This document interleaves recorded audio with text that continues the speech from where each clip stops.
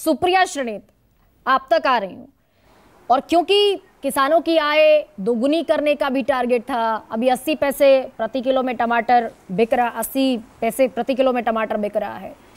Target तो इसीलिए रखना पड़ा क्योंकि किसान ऑलरेडी अंडर प्रिविलेज्ड थे, डिप्राइव्ड थे, गरीब थे, मात्र 6,426 रुपए महीने में कमा रहे थे।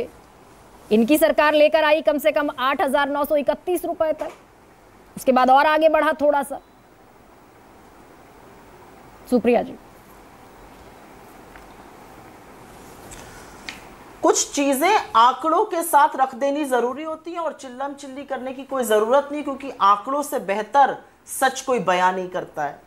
मोदी सरकार ने, और ये सच है, 2018 में एक योजना लेकर आए थे जिस योजना का नाम था प्रधानमंत्री अन्नदाता आय संरक्षण अभियान, पीएम आशा उसका शॉर्ट फॉर्म था, जैसा कि इन लोगों को शॉर्ट फॉर्म के साथ खेलना पसंद है। ये योजना आई थी क्योंकि ये किसानों को अगर कभी दाम गिर जाता तो उस पर सहायता करती, प्राइस डेफिशिएंसी पेमेंट स्कीम चलाकर। इस योजना में पिछले साल 1 करोड़ था बजट में, इस साल 1 लाख रुपए दिया गया है।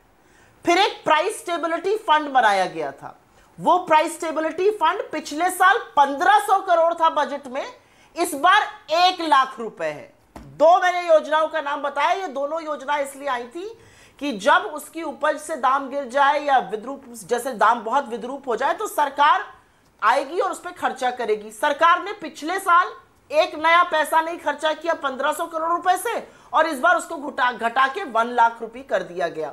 और यही आशा इन्होंने पीएम आशा का किया, यही प्राइस स्टेबिलिटी फंड का किया।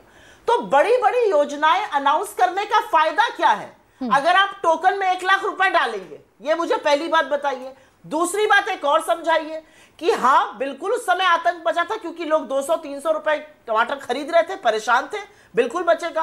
आंख में आंख डाल के सब्जी बेचने वाले रामेश्वर की आंख में कुछ कह सकते हैं, वो उस समय इसलिए नहीं खरीद पा रहा था क्योंकि टमाटर इतना महंगा था, नहीं बिक रहा है। आज इसलिए नहीं खरीद पा रहा है क्योंकि अड़तिया लेकर आ ही नहीं रहा है टमाटर मंडी में। ये असलियत हो गई है।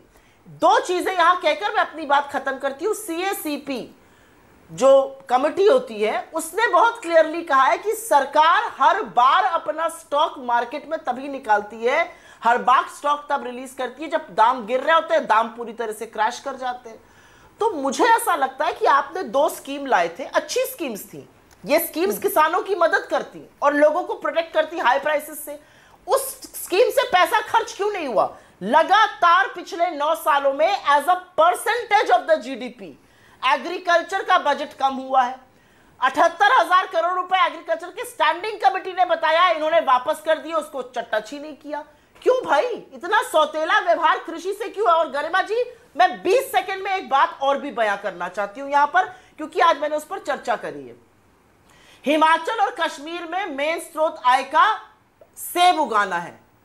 हमने वॉशिंगटन एप्पल पर 70% इंपोर्ट ड्यूटी लगाते थे। मोदी जी जब प्रधानमंत्री नहीं थे कहते थे मैं प्रधानमंत्री बनूंगा 100% करूंगा इंपोर्ट ड्यूटी को। आपको जानकर ताज्जुब होगा कि इस बार G20 में और जून में अमेरिका जाने से पहले उन्होंने इस बार इंपोर्ट ड्यूटी घटाकर 15% कर दी। दैवीय आपदा से जूझ रहा है हिमाचल, 5-5 लाख लोग इससे जुड़े हुए हैं, उनको आपको राहत देनी थी, आपने तो उनका गला रेतने का काम कर दिया। आपने वॉशिंगटन इंपोर्ट ड्यूटी हटा दी, वॉशिंगटन एप्पल से ऑलमोस्ट 15% कर दी। ये किस तरह का न्याय है, किस तरह का कि ये कार्य योजना है, किस तरह का ये सरकार चलाने का तरीका है? प्राथमिकता क्या है सरकार की?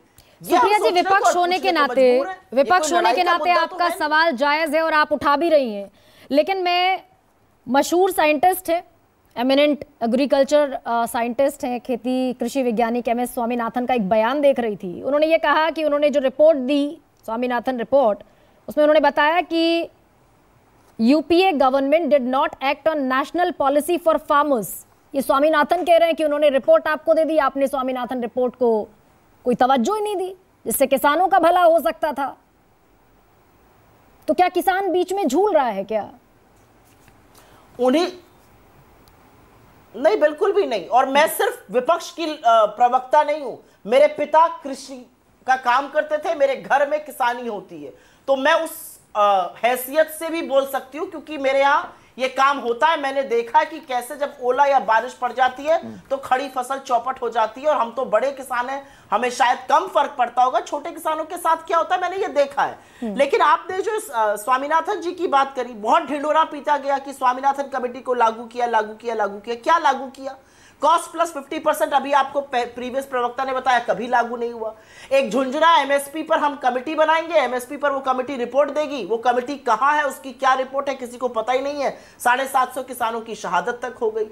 इस देश की सरकार ने 1.25 साल तक किसानों को दिल्ली की दहलीज पर बिठाए रखा अपने ईगो के चलते।